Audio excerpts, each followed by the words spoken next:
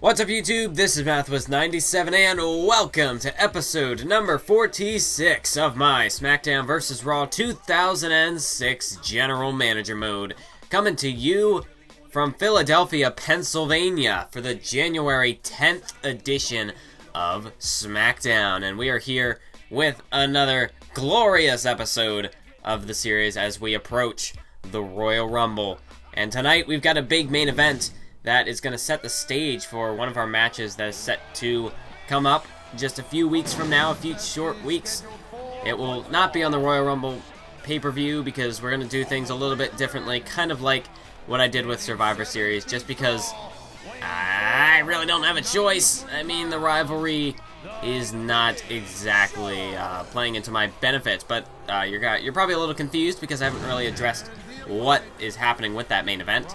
But basically, we've got the three superstars competing. It will be Hollywood Hogan, Stone Cold Steve Austin, and Bret Hart. They're going to compete in the triple threat matchup that is scheduled for our main event. And the winner of that matchup will go on to be the special guest referee in our World Heavyweight Championship match between Triple H and The Rock.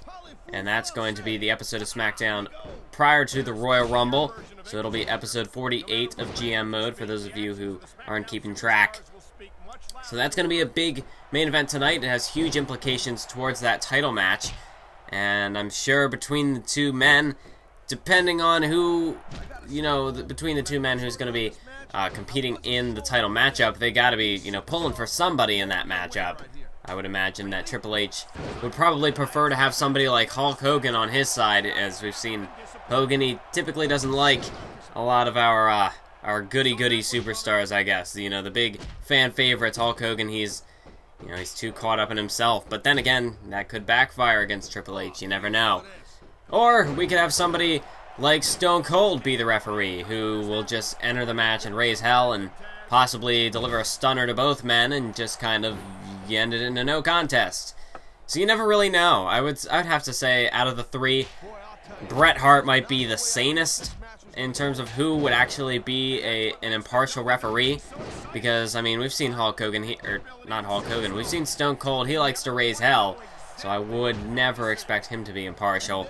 And then Hulk Hogan, I don't even know if Hulk Hogan would really care. He'd be too caught up in himself, so he'd probably screw The Rock out of a victory just to get himself a title shot. That's just my personal view on things. That's how I think things would go. But we've got a matchup at the moment, the one that's going on right now, between The Big Show and Chris Jericho. Jericho, of course, one half of the WWE Tag Team Champions. It's going to be Big Show and Rey Mysterio taking on Chris Jericho and Edge for those tag team titles at the Royal Rumble. That is right, folks. Big Show and Mysterio, they are going to be the next tag team to step up. Now that we've seen the teams like Bret Hart and the British Bulldog kind of fade away from the picture, Batista and Eddie Guerrero, they're going their separate ways. We kind of need to get some new life in this tag team division. And Mysterio and Big Show, they've seen this opportunity. We have Rey Mysterio, who is just coming off of his failed attempt to capture the Cruiserweight Championship from Paul London. And then we have the Big Show. Big Show, he's a former tag team champion alongside Kane. But Big Show really hasn't, has kind of struggled to regain his position here on SmackDown following that tag title loss. He has been in about the United States title picture, but Big Show, he hasn't exactly been the most consistent superstar in the locker room, and that certainly has played a big role in, where he has just kind of stood here on the roster over the past several months. Big Show, he really has kind of fallen into obscurity.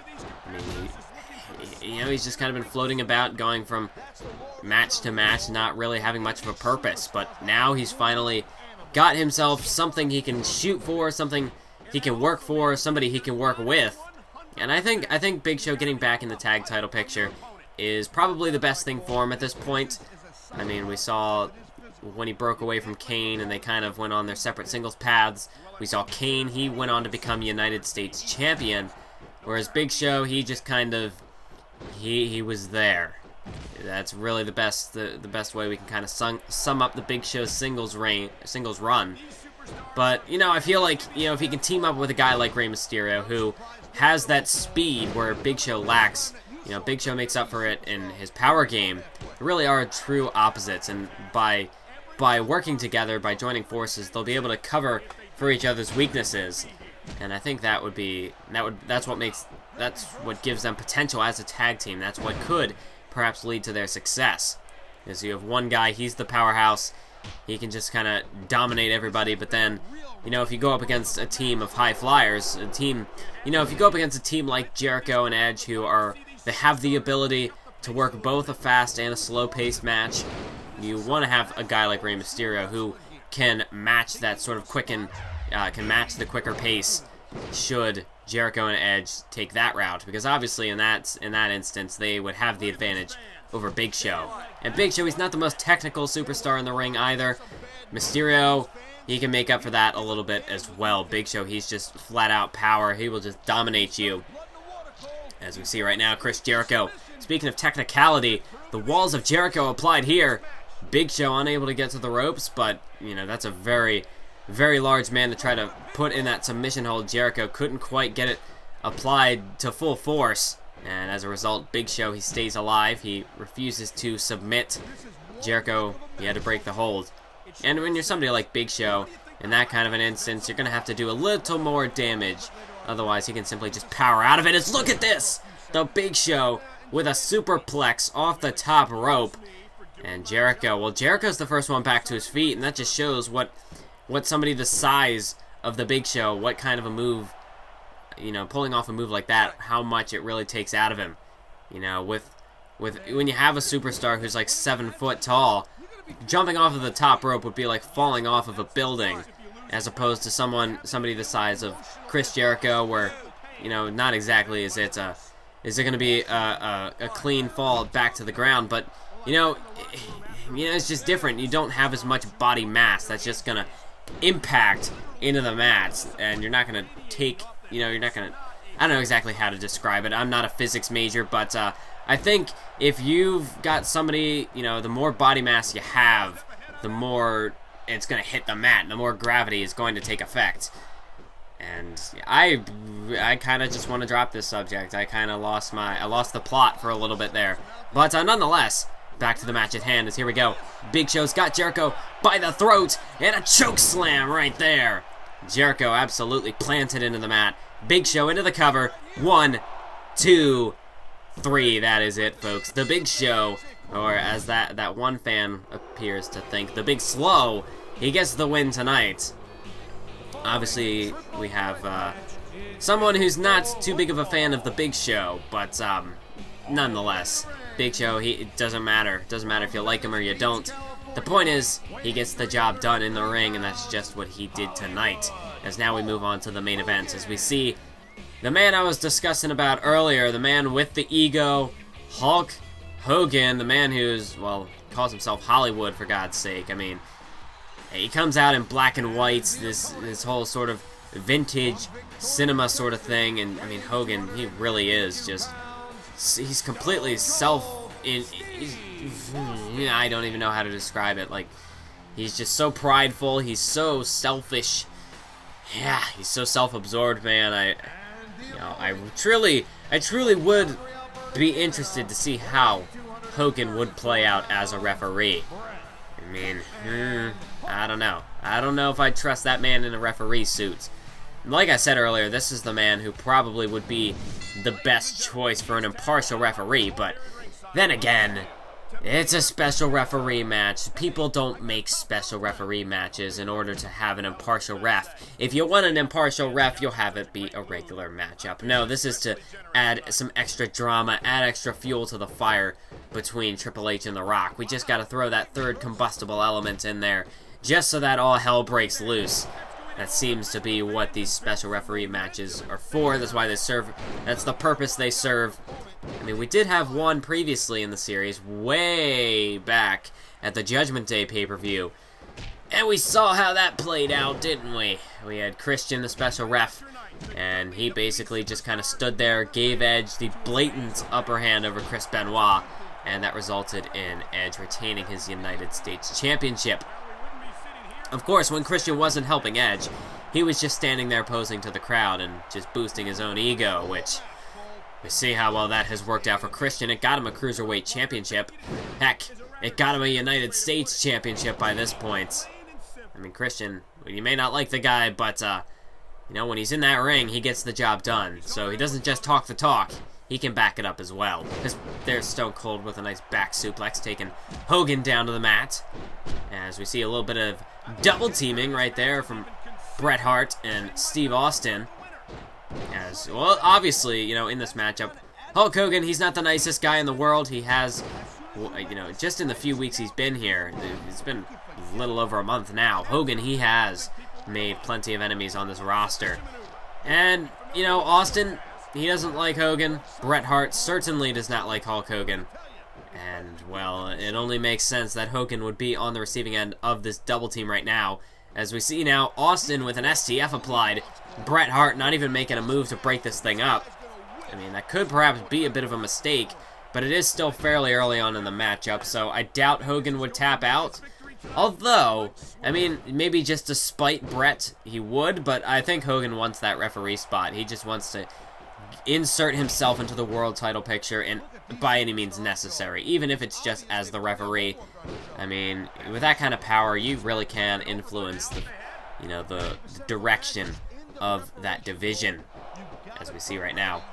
Bret Hart was going for a big kick, but Hogan ducked underneath, and now Hogan with these vicious strikes bringing the fight to Bret, but Bret counters back now, as Austin trying to get in this thing now, throwing some haymaker shots of his own, as Bret Hart, I mean, just look at this, back and forth these men go. And to break off on a bit more of a tangent, give you guys a bit of a tangent warning, but I do want to kind of mention the WWE 2K16 DLC, because I have not done so to this point in a video, and it's not enough where I can make a full-scale video about it. That's not the kind of videos I like to make. I'm less of a news guy. I mean, maybe if I would, like, break everything down and do a video on my thoughts, you know, make a discussion video. That's really the only thing I can do, because I'm not going to regurgitate news. There's no point in doing that. There are plenty of other people who post news. I don't need to do that because there's nothing different that I would be able to do to it. If you want news about 2K16, you can go to IGN, you can go to 2K, or you can go to Smack Talks, because Smack Talks does a really good job at breaking that stuff down in detail. But that was a tangent within a tangent. This is like tangentception right now. But as I was going to say, with the DLC, I gotta admit, I'm a little miffed that we are getting somebody like a Samoa Joe, as opposed to, now, granted, don't take that out of, I just want to make it very clear, I am not at all upset that we're getting Samoa Joe. I just find it a little, I don't know how to describe it. I mean, the fact that we're getting Samoa Joe, who only just kind of recently made it to the company, as opposed to the 4 horsewomen who have been in the company for years. Becky Lynch, not so much, but, you know, Bayley, Charlotte, Sasha Banks, they've been in NXT for years. Becky Lynch, it's been about a year for her as well, so I mean, I guess at this point it'd be over a year, but, you know, they've all been here for quite some time. Just find it a little surprising that they did not make the cut, as opposed to getting a Samoa Joe, who just recently came in. But then again, I mean, Samoa Joe, he's going to create a big buzz. And I suppose in thinking about it, when you're comparing 4 women who need to have entrances, movesets, that sort of thing, as opposed to just one Samoa Joe, I can understand the difference in the amount of work that needs to be done there. But I'm still really looking forward to the kind of DLC that we got coming. I mean, we have the Legends, the Hall of Fame sort of DLC, which is, you know, a mix for me. We got Lita and Trish Stratus, and it's going to be, I might have to find a way to work around the whole Lita retirement thing in my universe mode so I can bring her back, just to kind of add a little more women's diversity. I don't know, I might not do that, because we do have create a female wrestler, create a diva, so that is an option. But Trish Stratus, that's going to be cool to have. I don't remember the other Legends who were involved, because that's not the pack that stuck out to me. There was the Moves pack, which is obviously, obviously, that's not the word I meant to use. It's always good. The move DLC, it's always good. We always get a good variety of moves in there, a nice set of indie moves and what have you, additions to current superstars, sort of little details into future superstars who will be on the roster, which I find kind of weird that, you know, we have some of Charlotte's moveset in there, but we don't have Charlotte in the game. That's just, I don't know, but I guess there is more than the moves that we are given that are in Charlotte's moveset, but whatever, this is not meant to be a rant. As we see, Austin goes for the cover, off the stunner, 1, 2, 3, and that is it, folks. Stone Cold, he's gonna be the referee in 2 weeks' time for the World Heavyweight Championship match. Oh boy, this is gonna be, oh man, this is, whew. Maybe I might come to regret this decision, guys. I mean, Austin is the referee. Come on, impartial is that's going to be the opposite of what this matchup is going to be for the world title. But to get back to my point about the DLC, I did like what I saw. The whole showcase DLC, I really couldn't care less about. But the moves DLC, I want that. The new stars, I mean, we have Los Mounted.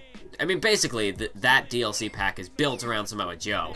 That's mainly the one reason. That's the selling point. But we do have Blake and Murphy, which is pretty cool. Los Matadores, I feel like they should be in the game regardless.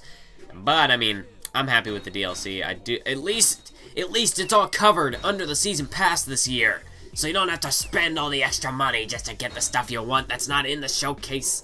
It's not part of the season. Ugh. Okay, that was a rant that popped out of nowhere. But yes, 2K15 did a terrible job with that. There's a lot of DLC, a lot of money that needed to be spent on what was basically like a beta game. But anyway, that's it for this episode. I'll talk about that point a little bit more in the next video. But anyway, that's it for this. Thanks for watching, and until next time, keep on YouTubing.